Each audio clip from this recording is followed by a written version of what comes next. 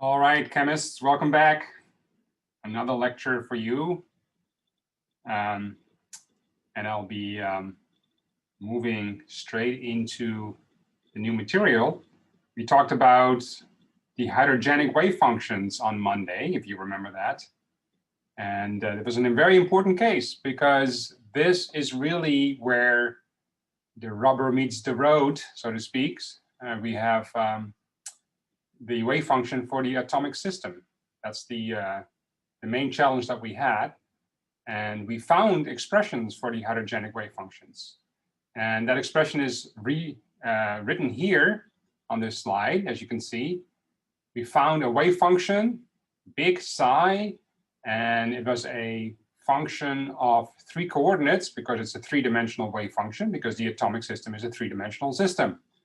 And of course, of the symmetry of the atom, this spherical symmetry of the atom, it made a lot of sense to express the coordinates in spherical coordinates.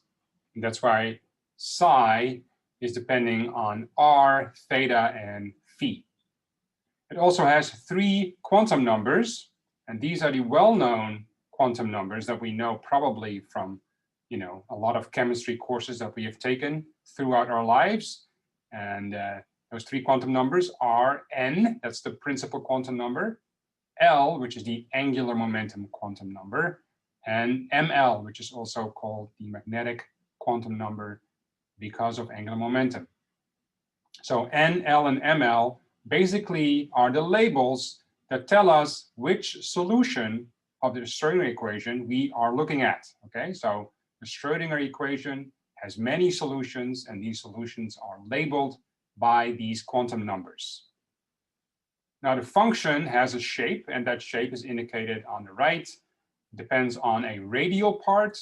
Okay, so that's basically the behavior of the wave function as you move away from the nucleus, and then a spherical part, and that is indicated by y, and that only depends on theta and phi. So that is the behavior of the wave function on the spherical surface that surrounds an atom. Okay, so both r and y, those 2 parts, they are both quantized. They have labels. R depends on n, l, and the spherical harmonics, y, depend on l, ml. All right, so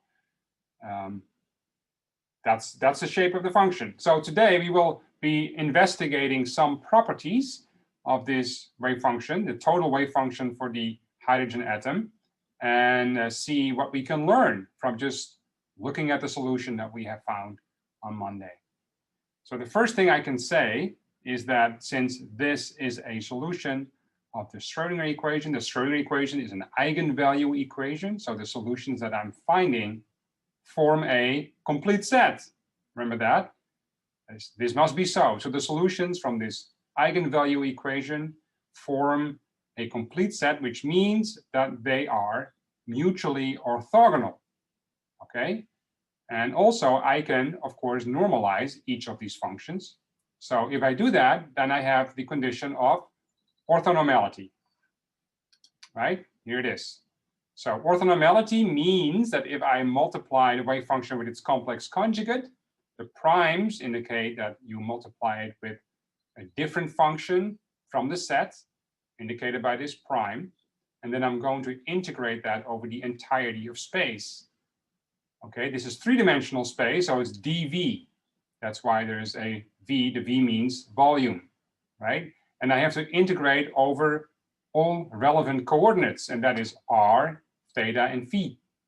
So that's what this integration ranges correspond to, and I'll say a few words about that in a moment. But the end result is that I have the condition of orthonormality as before, which means that this product integrated over the entirety of space is only a finite value, namely 1, when all the quantum numbers are the same. Okay? Because if any of the quantum numbers is not the same, I'm looking at 2 different functions, and they are orthogonal because they're 2 different solutions of the eigenvalue equation. So they must be different, and therefore they must be orthogonal, and therefore the overlap integral must be 0. So we have the condition here on the right, indicated by 3 Kronecker deltas, that all quantum numbers must be equal to one another. Okay, the n must be equal to n prime, L must be equal to L prime, and ML must be equal to ML prime for this integral to have a finite value of 1. So that is the condition of orthonormality, very similar to what we've looked at before with functions, but now, of course, things look more complicated because we do it in 3 dimensions, meaning 3 integration symbols and also 3 quantum numbers to keep track of. All right, so let's look at some specifics, because I say dv, what does that mean? Because we do an integration in 3-dimensional space in terms of spherical coordinates. This is not x, y, z, this is r, theta, and phi. And so just to kind of perhaps remind you that this integration over spherical coordinates looks a little different from integration in 3 dimensions over Cartesian coordinates or in Cartesian coordinates. So here in this figure, you see that if you do the integration along r, then the dr, so the small section along r is simply dr, right? But the small section along phi is actually r times d phi, and that is similar to what you probably know from integration in a 2-dimensional plane in polar coordinates. There is an extra r that is in front of the d phi. Now in 3 dimensions, we have another dimension we have to integrate over, which is theta, and the integration of theta acquires r times sine phi times d theta. Okay, so there are extra terms in front of these infinitesimals that you typically don't have if you use it in Cartesian coordinates. So that's a difference, and therefore this volume element looks at first perhaps a little odd. Okay, the volume element in spherical coordinates is r squared times sine theta times dr d theta d phi. Okay, actually there's a mistake on this figure. My goodness, this phi here of the sine should be a theta, not a phi. That should be a theta. The theta right here. So r squared times theta sine theta, that is an extra term, and then we have the dr d theta d phi. Okay, so don't forget this extra term here. It's very important. This is also sometimes called the Jacobian of the integration. Okay, so let's use this and now study perhaps where is the electron when it's part of an atom. Okay, so what is the probability of finding the electron anywhere in space around the nucleus? So what we're going to do is we can basically take the modulus square of a wave function. So let's say my wave function is described by any of these solutions. Okay, so the following, I have just NL, ML, that's the wave function that the electron has. I don't know which one wave function it is accommodating, but it must be one of them. Okay, so just any number here. And then take the modulus square. The modulus square of the wave function, if you remember, is the probability density of finding the electron somewhere. Where? In volume element dv. So if I multiply this with dv, I get the probability integrated over the entirety of space. I must get 1 because the electron must be somewhere. Okay, that has not changed. It's the same argument that we had before. So that is true, but now I'm going to do something slightly different. All right, so I'm having this probability here indicated in the integrand, but I'm going to integrate not over the entirety of space. I'm only going to integrate over this omega symbol, which is the spherical surface. So I'm not integrating over r. I'm not completing the integrand over r. I'm only completing the integration over the angular coordinates, the spherical coordinates, theta and phi. So this is what I'm going to do. I'm going to integrate over theta and phi. Now, theta runs from 0 to pi, and phi runs from 0 to 2 pi. Okay, so that's where these integration ranges come from. I have to put in this sine theta and this r squared, because that's the dv. But remember, I'm not integrating over the radial dimension. So I'm not integrating over r here. I'm going to write this wave function now in terms of the r and the y. Okay, so r squared and then y squared. This r squared, this little r squared, comes from dv. That is that one. That's the r squared right here. So that doesn't belong to the wave function. That belongs to the integration.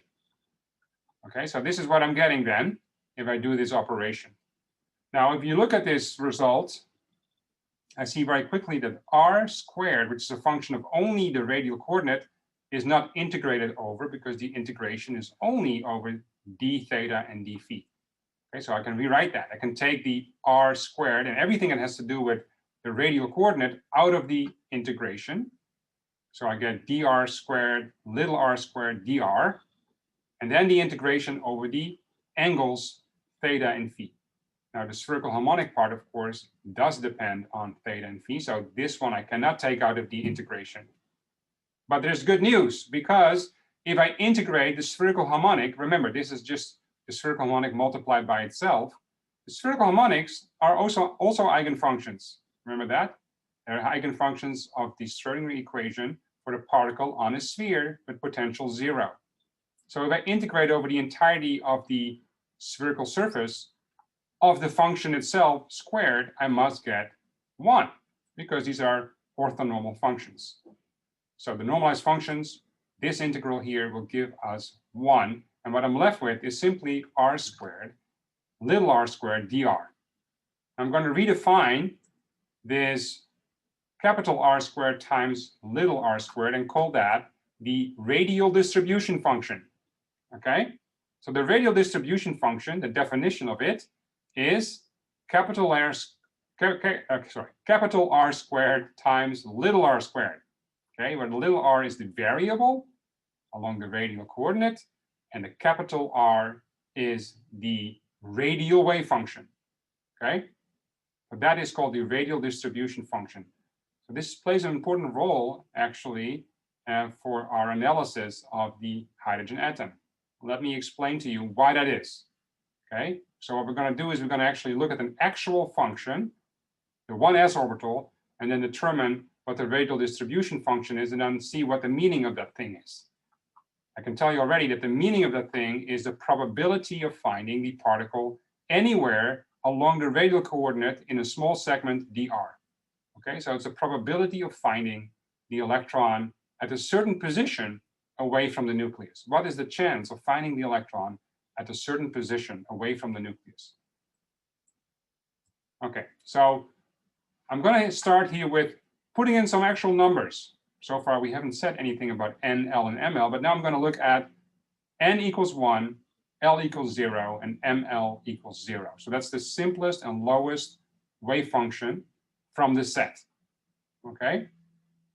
The principal quantum number is 1, l and ml are 0. So that is a 1s wave function. The capital R is 1, 0, because this is n, and the second one is l. And then the spherical harmonics have 0, 0. The spherical harmonic 0, 0 is just a constant, so it doesn't do anything in terms of theta and phi. So there's no theta and phi dependence of this wave function. And the R dependence is also surprisingly simple, as we have seen last time. So what we get is a bunch of constants, and then a very simple function, just a decaying exponential as a function of R, as you can see. Right? So the 1s wave function is not such a terribly complicated function. It's just a decaying exponential away from the nucleus. And there's no theta and phi dependence whatsoever.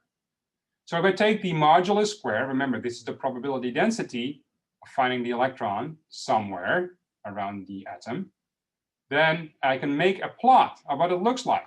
Okay, so this looks like this is kind of a rendering, but it's kind of helpful in analyzing our situation here. So the nucleus, of course, is at the middle. I have a radial coordinate r, and I cut the sphere in half so I can see what's happening inside. Okay, and then this the black dots basically are individual measurements of measuring where the electron sits. Every time I have success, I put a dot. Every time I don't have success, you don't see anything. Okay, so the density of these black dots indicates the likelihood of finding the electron somewhere. Okay, so you can see here that as will become clear in 2 moments, there's also rings, purple and green rings. What does that mean? That's just to indicate like how far away we are from the nucleus. Okay, so these bands simply indicate different regions away from the nucleus. But I have circular kind of regions. Why is it circular? Because that indicates that the farther you are away from the nucleus, these rings, of course, become larger. That makes a lot of sense, right? And if the rings become larger, that means that there's a higher chance of finding the particle there, simply because the space kind of occupied by this ring is larger. So the farther you go away, the more space these rings occupy. And just by that, you have a higher chance of finding it there, okay? The smallest ring is very tiny, doesn't occupy a lot of space, and therefore, just by that alone, there's less chance of finding the electron there. So this will be an important argument for us as we analyze this problem.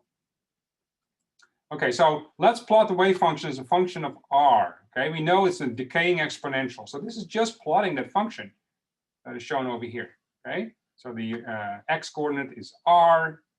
Okay, just the distance away from the nucleus. And I'm plotting the wave function squared, the modulus square of the wave function. Okay, this is what it looks like. It's kind of decaying exponential, as we already know.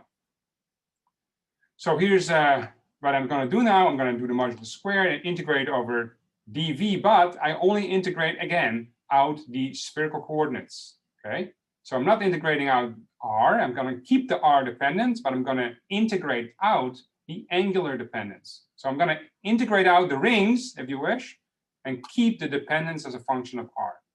This is what the radial distribution function is. Okay, so this is the result, as we saw from the last page. It is r squared, little r squared. That's the variable r, along r. And then the radial wave function squared.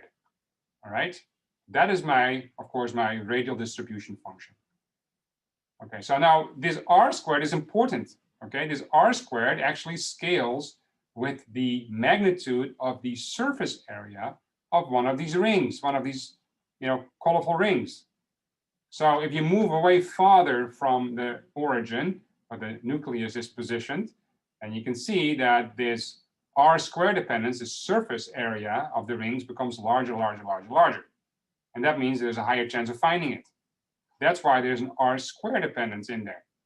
If I multiply r square dependence over here with the function itself, which is the picture above it, then I get, of course, the product of the two, and I get the following. And now you see why those purple and green shaded areas are there. Okay, so the first purple ring, that's the little one here, very close to the nucleus, there's a certain chance of finding it, and then it gets higher and higher. Why?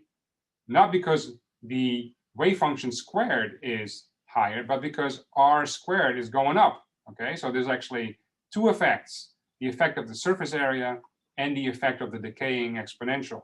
If you multiply the two, you get this purple line over here. So there's a higher chance if you move away from the nucleus, but then if you move too far away, this decaying exponential is going to win it from the increasing factor of r squared, and consequently you go down anyway. All right, so this is then the radial distribution function. You see it starts at 0. It starts at 0 because, very close to the nucleus, you have no surface area.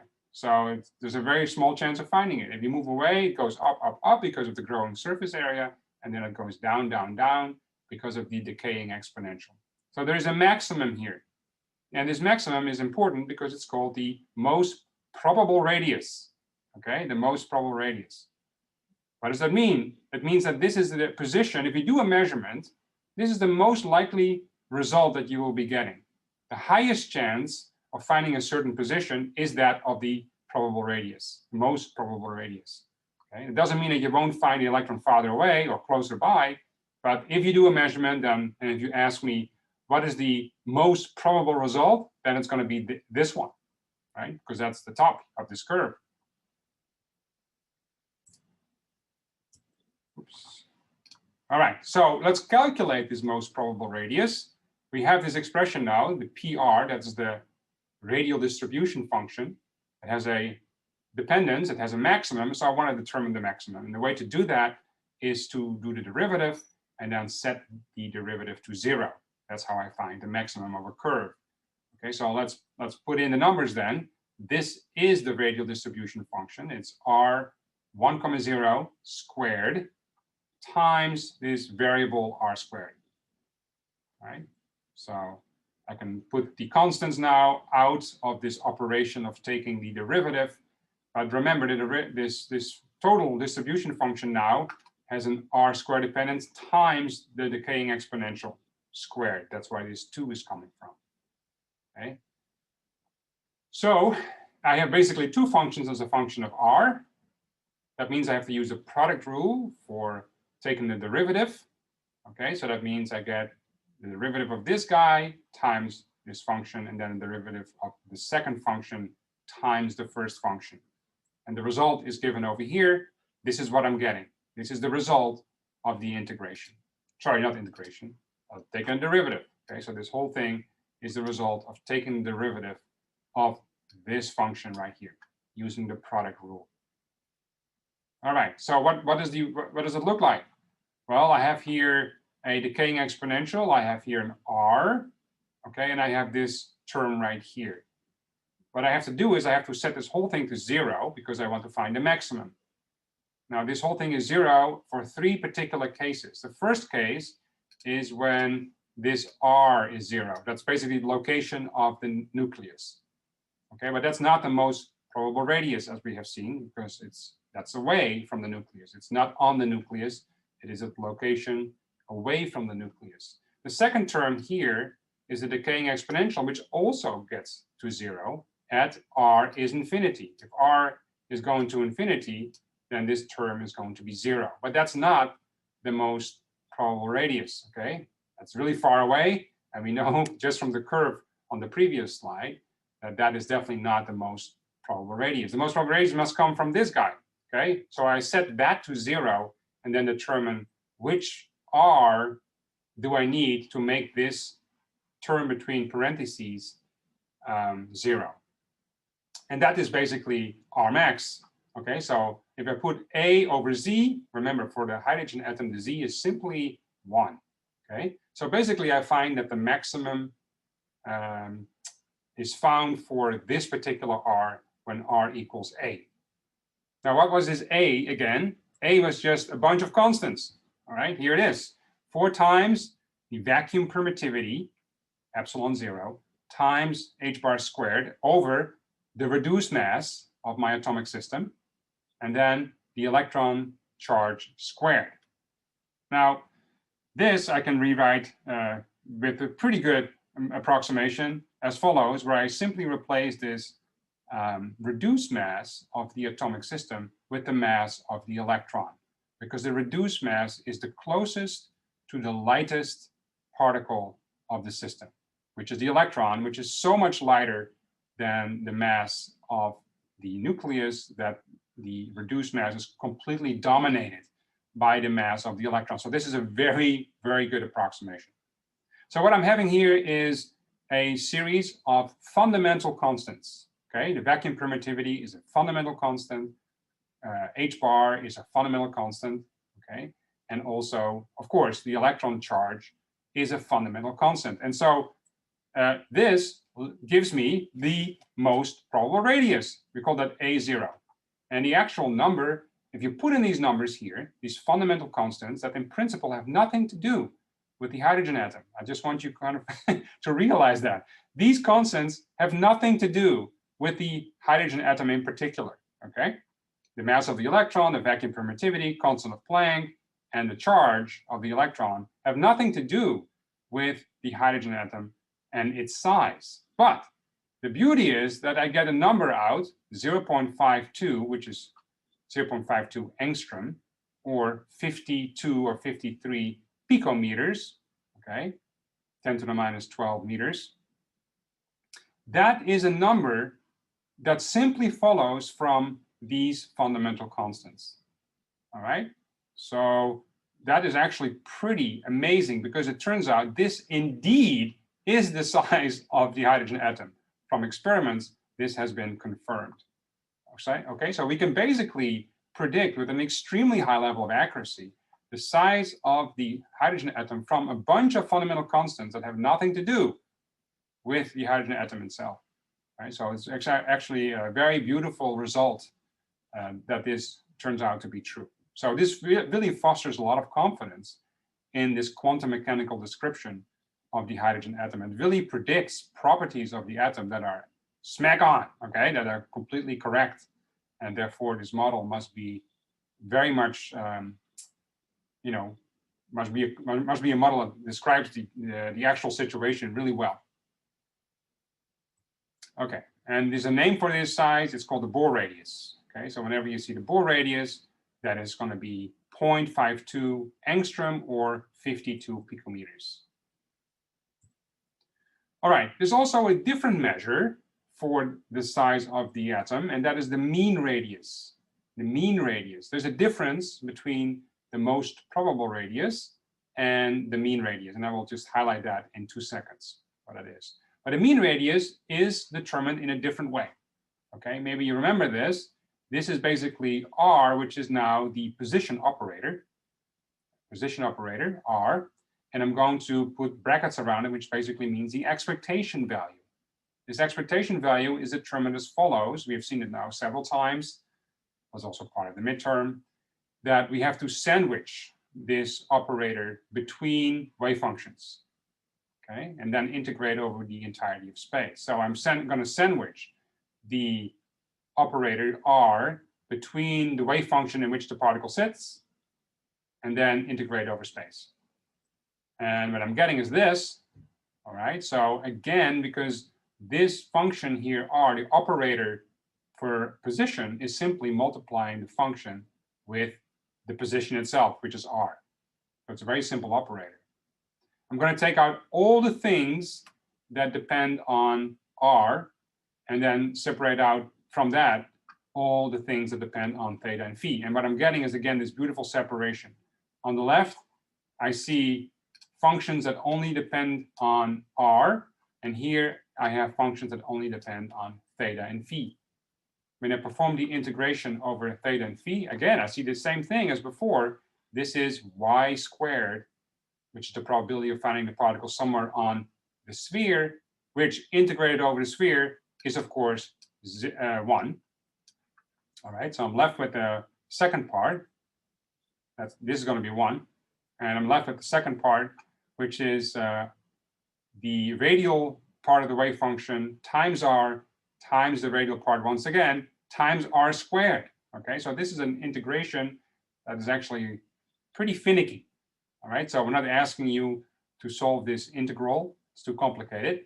And therefore, the result is going to be given to you on a platter. Here it is. All right, so this is the expectation value of the position operator for the case of the hydrogen wave functions. And it's actually a pretty nice result, as you can see. The result depends on the 2 quantum numbers of relevance. That's the n, that is the principal quantum number. There's the n again. And then the angular quantum number is right here. Angular momentum quantum number is right here. So whatever L or N are, you fill out those numbers. Those are integers, of course. And then you can compute quite easily what the radial distance is, right? A0 is also in there, as you can see. And that is, of course, the Bohr radius that we just determined. Z is going to be 1 for the hydrogen atom. So what is the difference then between the most probable radius and the mean radius? Well, if I look here at a graph of the same plot, so this is, let's say, the radial distribution function. Okay, we saw there's a most probable radius right there.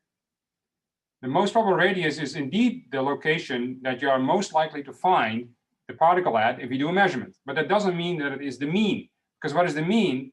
The mean is doing a whole bunch of measurements and then simply determining the mean of the distribution, right? So that means, for instance, I could find, if I integrate this part, if I integrate the area here, okay, and I integrate the area on the other end, so they have two areas, one to the left and one to the right.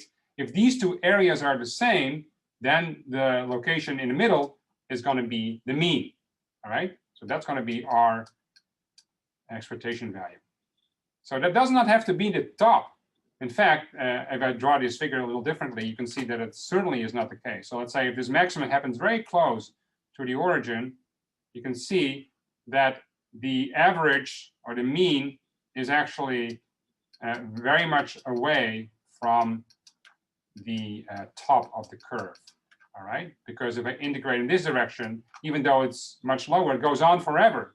So it easily compensates for the much larger area that you see here visually on the left. So the mean is typically kind of farther away from the most probable radius, okay, in the case of the hydrogen atom, because the curves look more like so. So the mean radius and the most probable radius are typically not the same number. So keep that in mind when you see a question of this kind.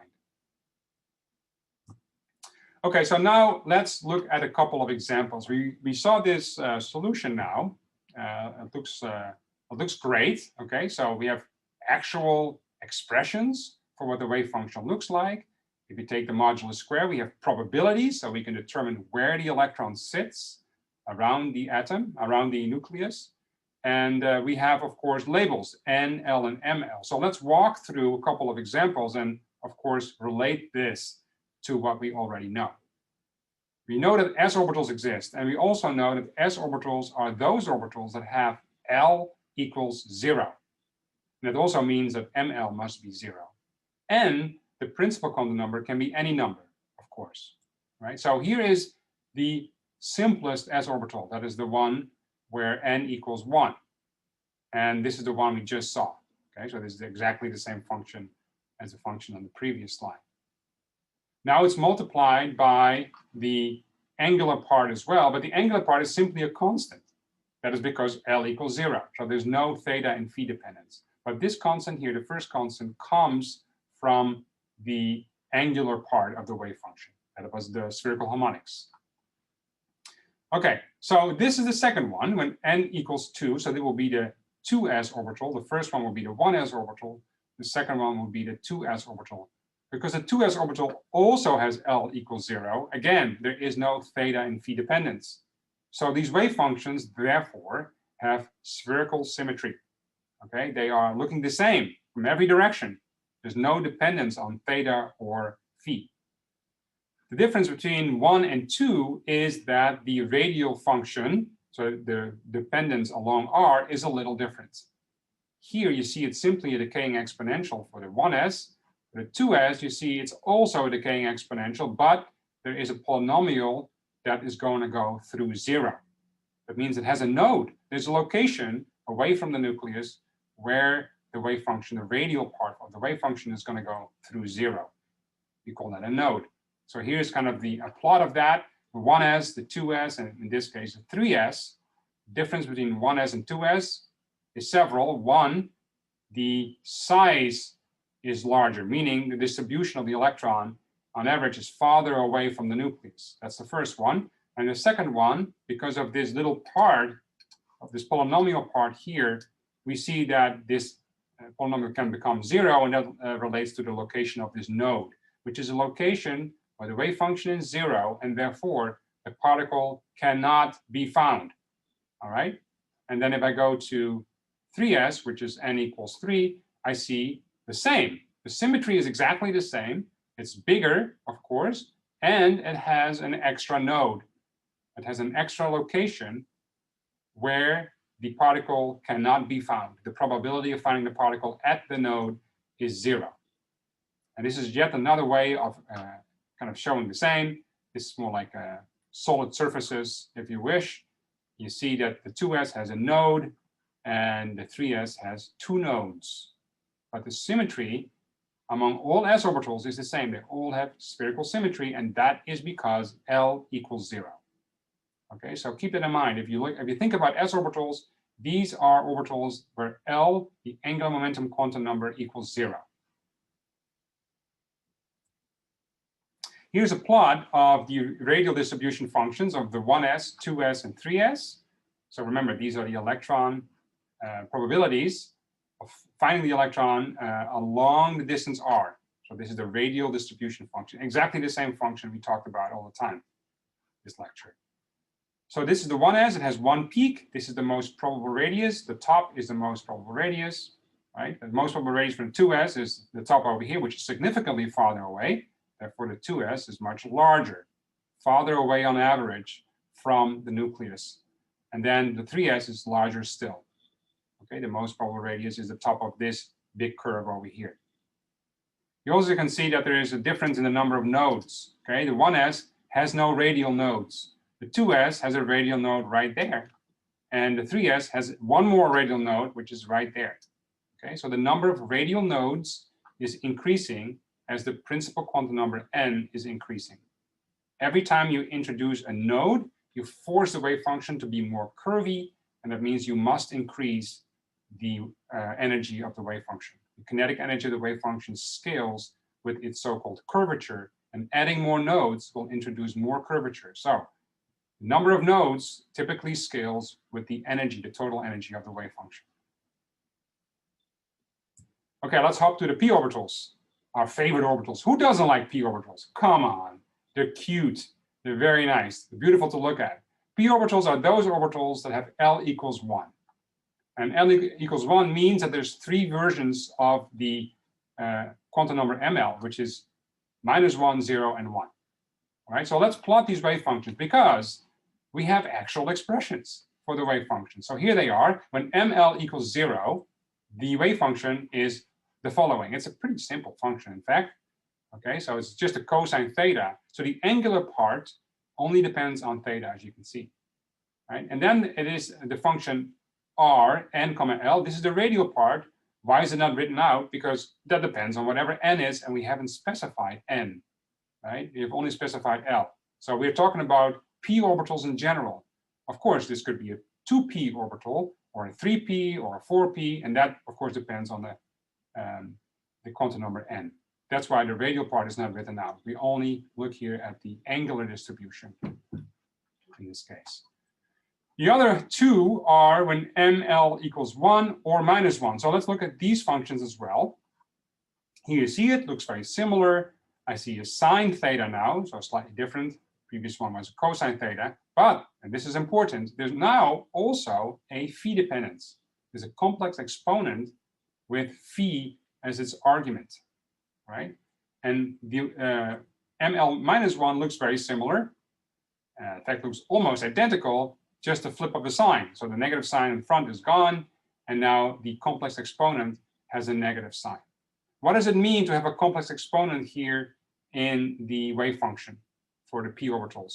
Well, it means if there is a phi dependence, remember, if I operate on this wave function with my angular momentum operator, Lz, okay, Lz, then what I'm getting, it only operates on this part, and it generates an eigenvalue that has the number 1 times h bar, because ML here equals 1. ML equals 1. So the eigenvalue is going to be ML h bar, that's the angular momentum associated with the operator Lz. And that means that both this p plus and p minus have so-called angular momentum around the z-axis. They have angular momenta around the z-axis. Well, this ML equals 0 doesn't have that. So what is the physical interpretation of that? That means that ML equals 0, this wave function here, the first one, is so-called a standing wave. Okay? It doesn't evolve along phi. But these 2 guys, they are actually evolving around phi with an angular momentum. So actually, you can think of it, actually, they spin around as a function of time, okay, because they have angular momenta. The first one does not, standing wave. The second one, therefore, is not a standing wave. Well, that's problematic. How do we visualize this? Well, fortunately, we can use a kind of a nice quality of quantum mechanics that says if these 2 wave functions have the same energy, and they have, because all of these are degenerate, okay, these are degenerate wave functions, they all have the same energy, I can make combinations of these 2 wave functions, okay, and then find a new solution that is, again, a solution of the Schrödinger equation, therefore valid, a valid solution. So I can make, of degenerate wave functions, I can make linear combinations and construct a new wave function which is equally valid to describe my problem. If you don't get that argument, I'm happy to belabor it later in office hour or something like that. But that is basically the rule that we're going to use. We're going to take the p plus and p minus and make linear combinations of the 2. Right? Here's what I'm going to do. I'm going to take the p minus minus p plus, and what I'm getting is that this function, sine theta cosine phi, it does not have, even though it has a phi dependence, it doesn't have this complex exponent. This function here has no angular momentum, okay, and therefore is a standing wave. The second combination I'm going to make is replacing the negative sign by a plus sign, and I'm getting this solution right here, which looks very similar, just the cosine and the sine have been flipped. Oh, sorry, the cosine is now a sine dependence.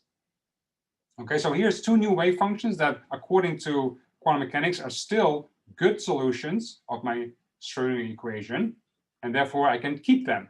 And the result of that is that I now have three functions that are both, all of them are standing waves.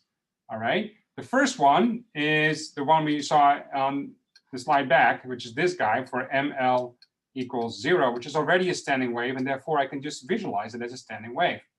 Right. So I can see the two lobes. This is the famous p orbital symmetry. Two lobes, looks like a dumbbell. Right? But in between, there is a node, and this is called the nodal plane, which is due to the presence of an angular node. So that is the angular nodal plane. The py and px that I just defined here on top are linear combinations of my original solution, but they are still solutions of the Schrödinger equation. Therefore, I can keep them. Okay, I don't violate anything here. This is completely allowed, but this helps me very much visualizing what these things are, or visualizing the character of these solutions. Here, they are visualized as standing waves, which are basically directed along the y-axis or the x-axis. So we have basically three dumbbells that are directed in three different directions, along z, x, and y. Okay, so this is the kind of the quintessential p orbital shape that I think most of us are very familiar with. But the story is a little bit more complex than you may have imagined because of the story right here. Okay, the d orbitals then, what are they all about? Well, they have L equals 2, and if L equals 2, that means there's 5 values for ML. Okay, and the same situation is true with the d orbitals as for the p orbitals, because only the solution ML equals 0 is actually a standing wave. All the other guys, so all non-zero values for ML, are wave functions that have basically an angular momentum along z, which is this value. Okay, this is always an eigenvalue of that operator, so that means it has angular momentum. So all of these non-zero values have angular momenta, which means they are not standing waves. But I'm going to apply the same trick as before. I'm going to make linear combinations and create standing waves, so that helps me visualize what these things look like. And the results of these operations are the following. So dz squared, which is the original one, that's basically the one ML equals 0, is given over here. This is a shape of the wave function. If you don't understand it directly, that's okay. I'm going to show you the pictures, and those pictures are really the thing that you probably want to memorize. This is the second one. This is a linear combination along x and y. Another one along x and y, yz, and this is zx. These are the 5 d orbitals. The last 4 are linear combinations, okay? But all of them now are standing waves, and they can be visualized as such. Okay, so the functional form here, you don't have to memorize. I'm just going to list them to you to show you that you can do it mathematically, and this is a completely valid method of basically summarizing the d orbitals. So you don't have to write this down or anything. This is not relevant. We'll not see this again. What we will see again is the actual shape of these wave functions. Okay? And they look like the following. Here they are. You may have seen them before. Okay, so we see one of them is now basically 4 lobes that are situated in one plane, in the xy plane. And it also has, because it has 4 lobes, it has 2 nodal planes. These are, again, the angular nodes. So the d orbitals, they have 2 angular nodal planes, as you can see. The p orbitals had 1 angular nodal plane. So it's just one level up from the p orbitals, as you can see. They definitely have theta and phi dependence, for sure, okay, but they have now 2 nodal planes. So 1 extra node for the d orbitals. Second d orbital can be visualized in the following way, which is, again, the same kind of 4-lobe pattern, but now oriented in the xz plane. Right? Third one, also 4-lobe pattern, now is situated in the zy plane. And then the fourth option here is similar, but now it's kind of twisted, if you wish. Okay, so it's kind of rotated by 45 degree in relative or 90 degree with respect to the situation of the first one. Okay, so this one here, number 1 and number 4 look very similar, but there's a 90 degree rotation between the two. And then finally, we have the one that's oriented along Z. This was the original one with ML equals 0. And this one looks as such. It looks a little different from the rest, as you can see, right? But it still has two nodal planes, two angular nodal planes, which now look like a cone shape, okay? But it doesn't matter. It has the same physics. Okay, so finally then, this is the wave function once again. This wave function has more energy as it has more nodes. What's going on with these nodes? This is very important because the more nodes, typically the more energy the wave function must have. How many radial and angular nodes are there? Well, this spherical harmonic part contributes angular nodes, okay? And the number of angular nodes is simply whatever the quantum number L is. So the number of angular nodes equals L. What about those radial nodes, as we saw for the 1s and the 2s and so forth? The number of radial nodes turns out to be n minus L minus 1. So whatever L is, you have to know what L is, of course. Then you can compute the number of radial nodes depending on the principal quantum number n. All right. And the total number of nodes that the wave function has is n minus 1. How can that be? Well, you subtract or you add basically the number of angular nodes to the radial nodes. So n minus L minus 1 plus L equals n minus 1, right?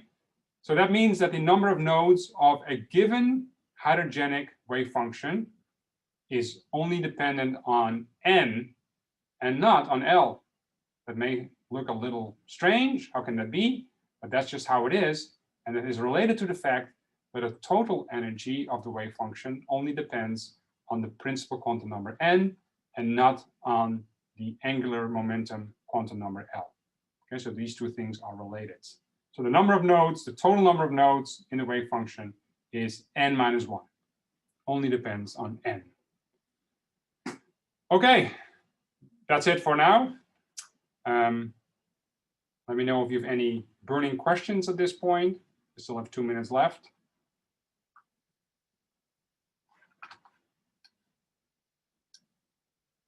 Anybody?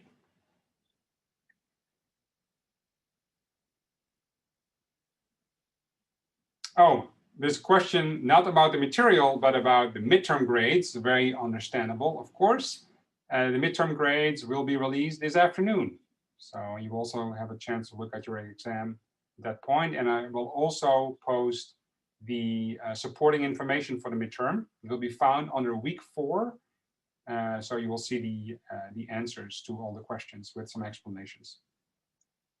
And I'm planning to say a few words about the midterm on Friday, just to give you a little bit of feedback.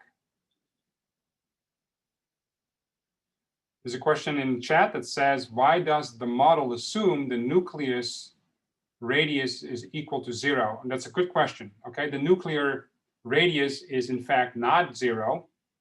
It's very small. It's very small compared to the size of the atom. Okay, so the nuclear size is on the order of femtometers, while the size of the total atom is on the order of tens of picometers. Okay, so that is that's a factor of 1,000 in the radial coordinate, and that means in terms of volume, that is 1,000 to the power 3. So the nucleus basically occupies no space relative to the size of the atom itself. And therefore, we can say for all our kind of, approximations and descriptions, for all intents and purposes, the size of the nucleus is negligible compared to the size of the atom itself. And therefore, we can say, it really has no size to speak of. Does this become problematic when you have more than just one proton in a nucleus? So, it's a good question. If you have the hydrogen atom is only one proton, of course. What happens if I go to larger atoms? Well, to give you an idea, the size of the hydrogen nucleus, the proton, is actually, it's a great it's a great challenge in science still to accurately determine the size of a proton. Recently, there were some new insights and breakthroughs in this area. Okay, so people are still working on it, the exact number, but the rough number is a femtometer. Okay, 10 to the minus 15 meters. That is the size of a proton, as people understand it. The size of a larger atom, like uranium, which has a huge nucleus, okay, because there's many protons and neutrons. How big is that? About 15 femtometers. Okay, that's going to be the radius of that nucleus. 15 femtometers is still very tiny compared to the actual size of the atom, which in that case is 100 picometers. Okay, so the size of the nucleus is still very, very, very small. Orders and orders of magnitude smaller than the size of the atom itself. So it does not become problematic in our analysis.